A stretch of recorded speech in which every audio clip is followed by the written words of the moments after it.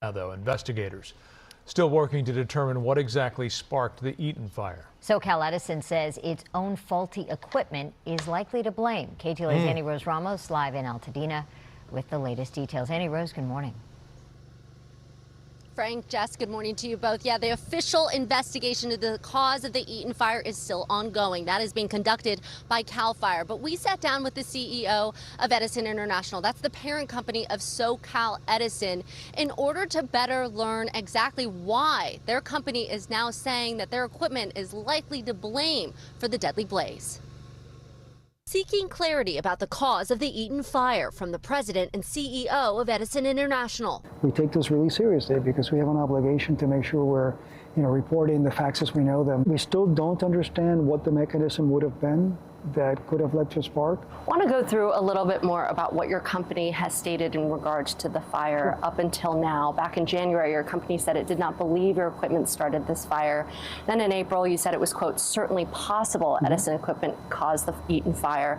Now we have heard from the company saying the equipment is, quote, likely the cause. So can you explain what has changed? What has led you to change this conclusion? SoCal Edison about to be paying a bag. SoCal Edison CEO came out and said, our equipment is likely to be at fault for the Eaton fire. If you don't know what the Eaton fire is, it happened in January 2025. It went crazy. It destroyed areas like Altadena and Pasadena, got hit the most. 14,221 acres were scorched in Los Angeles County due to the Eaton fire. But the most important thing you need to hear is this. The economic loss of the Eaton fire is at least $57 billion. So the Edison CEO, or SoCal Edison CEO, is basically saying it might be our equipment. They did their own research. At first, they denied. It's not us. But what else will spark all of this land to go off? Got to be the equipment. Got to be your stuff. What I don't understand about SoCal Edison, you guys charge Californians, because I'm from California, up the yin yang for your service, for your electricity. How can you have faulty equipment? How can you have equipment so bad where it does this? I just want to see how fast they're going to be paying people out. At least $57 billion in economic loss in that area. Let's go a little more. 9,418 structures were destroyed. And then the second most destructive wildfire in California history. 1,071 structures were damaged by flame, heat, or smoke in affected communities. What populations got affected? Altadena, Pasadena got hit the worst. Sierra Madre, Arcadia, and La Canada, Flint Ridge, and surrounding foothill communities. Come on, man. They're going to have to bring the bag, the Brinks truck. The Brinks truck. One thing you know about California, as a Californian, I'll tell you right now, everything's expensive. Everything is super expensive. And I don't mind things being expensive if things are built right. There's no corners cut. There's no reasons for things to be faulty. That's what I'm saying. So when y'all gonna start paying out? That's what I want to know. That's what I want to know. When y'all gonna start paying out this money? Because I know people are probably like this. We finally know who did it. Now we gonna get paid from y'all. Southern California Edison got the bread. Just how fast are they gonna be willing to pay out?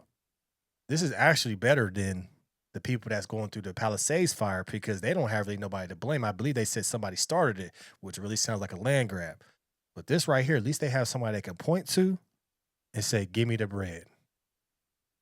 And I believe SoCal Edison, they have no choice but to give the bread up. But damn, billions they gotta pay. Billions and billions of dollars. It doesn't make any sense. Wow. Whew. Yeah, and it's as we investigate further, as we absorb the circumstantial evidence, as we see the absence of another probable cause, and frankly, as time moves on, that has led us to adjust the statements that we're making. While CAL FIRE is still investigating the official start of the Eaton fire, evidence points to Edison's equipment. Oh no! The surveillance video from an Altadena gas station may show the start of the firestorm that in minutes explodes in size. We've all seen the video. We still don't understand what may have happened. The Eaton fire began around 6:18 p.m. on January 7th in the hillsides above the Eaton Canyon Wash. Powerful winds driving the fire into the foothill communities like Altadena. There was a major red flag event. You knew days in advance. National Weather Service calling it life-threatening winds. Why wasn't that enough to shut off the power? So we did shut off the power on some of the distribution lines in the area, not on the larger transmission lines. You did have, I'm sorry, but the higher wind gusts even before the fire, 2:20 p.m., 63 miles per hour. So our team was monitoring all of that, and they had not hit the criteria, the threshold criteria for de-energizing those transmission lines. So what would it The worst thing about fires, especially during Santa Ana winds, so if you don't understand what Santa Ana winds is, it's just a time in California where the winds get cracking. They get cracking. When these winds jump, boy, and that's the reason why the Eaton fire spread is so rapid, is because of the winds. The Santa Ana winds got behind that bad boy, and it was a wrap. That's the reason why it spread so fast, is because of the winds. When we have fire season here in California, it's because that's the time it's the driest, but also too, that's when the winds pick up. So a small fire can, be put out if there was no more winds. It could be contained, but if it's a rapid winds, there's nothing we could do. But she's pointing out key things as far as there's a video, as we saw, that there was a spark. Something blew up. Maybe one of their transformers, whatever their equipment was, who knows. But she's asking great questions as far as saying, shut the power off. See, this is one, I don't mind corporations getting their bread, because we need businesses, we need these people, but then I have a problem with corporate greed. There's a fire. You see the fire booming. People are telling you there's a fire. Forget what my threshold is. Let's shut the power down. Because now, if we shut the power down, if something else gets knocked over, it won't spark another flame somewhere else. And that's what happened. Things were getting broke. Electricity is still on. Electricity falls on a tree. What happens? Fire. It was just bad management of the fire. The fire could have been easily managed without the corporate greed. And I know you mentioned all those other factors. I don't have those numbers in my head. But is there a 70 mile per hour, an 80? Happy to give you a follow-on interview with our team. In September, the federal government sued Edison. Prosecutors alleging the utility's equipment sparked the deadly wildfire, pointing to that transmission tower where an idle line unused since 1971 may have been re-energized through a process called induction, calling the company negligent. And we disagree with the comments about negligence. Why were the idle lines not removed? One, there's a cost to customers when we remove the lines. Secondly, just as importantly, those idle lines actually give us optionality for future lines that may be needed. Did you have any plans to use that infrastructure? Not that one yet, but again, because we think in terms of decades, not years, we don't know what the future will bring. Was it a mistake to leave the abandoned equipment when there was no plan to use it in the future? No, and we will continue to maintain idle lines in place. And Frank and Jess, I am standing on Michelle Majid Hughes's property. Her family has lived here for nearly 30 years. As you can see behind me, her home burned down. Hear her reaction to what the CEO of Edison had to say alongside her attorneys. Listen.